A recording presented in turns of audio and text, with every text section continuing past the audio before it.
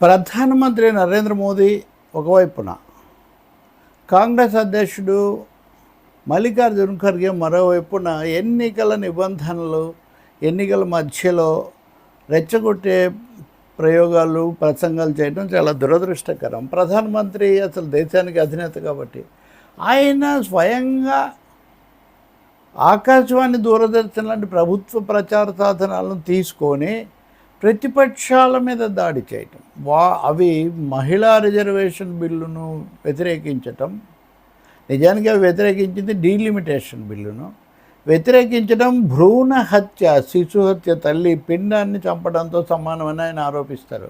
ప్రతిపక్షాల పేర్లు తీసి మరి ఎన్నికలు జరిగే రాష్ట్రాలు, నిజానికి ఎన్నికలు జరుగుతున్నప్పుడు ప్రధానమంత్రి ప్రసంగించటం అంటేనే అధికార దుర్వినియోగం. ఇది ప్రభుత్వ విధానాల గురించి, బీజేపీ గొప్పతనం గురించి ఆయన ఎంతైనా చెప్పవచ్చు. ప్రభుత్వ ప్రచారం కూడా చేసుకోకూడదు, లెవెల్ ప్లేయింగ్ ఫీల్డ్, సమాన అవకాశం ఉండాలి కదా. కానీ ప్రధానమంత్రి కాంగ్రెస్ లేకపోతే ప్రాంతీయ పార్టీలు, వామపక్షాలు వీటి మీద రకరకాలుగా మాట్లాడుతూ వచ్చారు. దీనికి అధికార వ్యవస్థలను, ఆకాశవాణి, దూరదర్శన్ వాడుకోవటం చాలా చాలా పొరపాటు. 2019లో కూడా ఆయన ఎన్నికల ప్రచారం కోసం, ఆయన ఎన్నికల ప్రసంగంలో ఆ సమయంలోనే మేము మిసైల్స్ ప్రయోగించి గొప్ప విజయాలు సాధించామని, రక్షణ రంగంలో విజయాలను రాజకీయ ప్రచారానికి వాడుకున్నారు.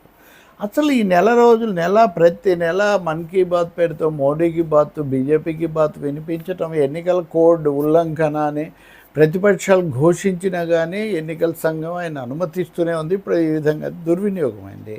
భ్రూణ హత్య లాంటి పదం నిజంగా అది తీవ్రమైంది కాదా? ఇది ప్రధానమంత్రి సంగతి.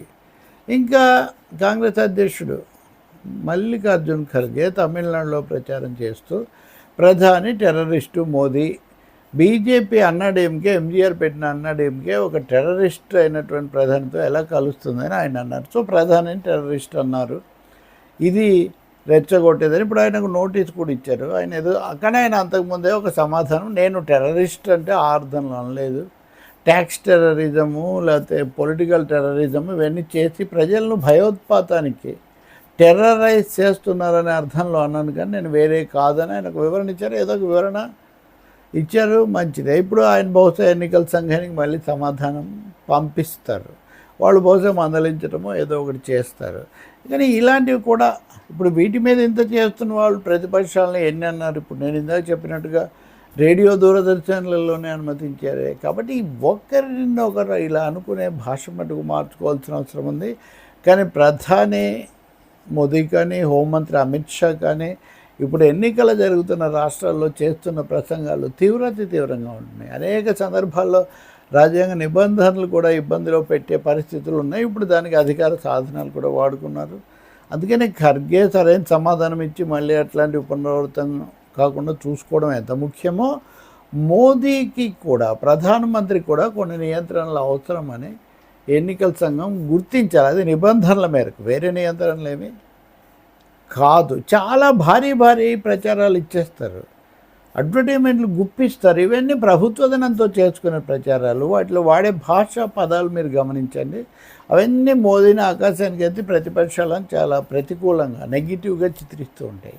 అప్పుడు ఇది ఒక దారుణమైన పరిస్థితి. దీన్ని చక్కదిద్దాల్సిన అవసరం ఉంది.